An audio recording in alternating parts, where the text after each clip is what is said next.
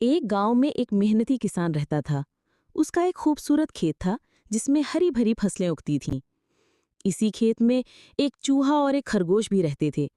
چوہا کھیت کے ایک کونے میں زمین کے اندر اپنا بل بنا کر رہتا تھا، جبکہ خرگوش قریبی جھاڑیوں میں اپنا گھر بنائے ہوئے تھا۔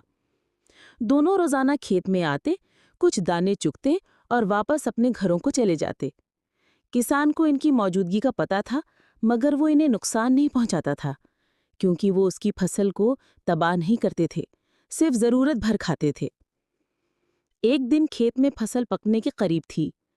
چوہے نے خرگوش سے کہا، دوست، کیوں نہ ہم کسان کی فصل کٹنے سے پہلے ہی ساری گندم چرا لیں، پھر ہمیں سارا سال کچھ کرنے کی ضرورت نہیں پڑے گی۔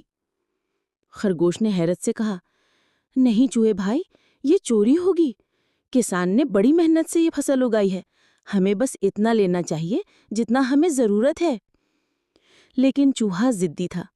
وہ رات کو آیا اور کسان کے کھیت سے بہت سی گندم چرا کر اپنے بل میں لے گیا۔ اگلی صبح کسان کو پتہ چل گیا کہ کسی نے فصل کا بڑا حصہ چرا لیا ہے۔ اس نے کھیت میں جال لگا دیا۔ چوہا دوبارہ آیا اور جال میں پھنس گیا۔ صبح کسان آیا تو چوہا پکڑا جا چکا تھا۔ خرگوش دور سے یہ سب دیکھ رہا تھا۔ کسان نے چوہے کو آزاد کرتے ہوئے کہا، تم ایک معمولی چور ہو، لیکن میں تمہیں معاف کرتا ہوں۔ اگلی بار اگر چوری کی تو دوبارہ یہ موقع نہیں ملے گا۔ چوہا شرمندہ ہو گیا۔ اس نے وعدہ کیا کہ آئندہ کبھی کسی کی محنت کا ناجائز فائدہ نہیں اٹھائے گا۔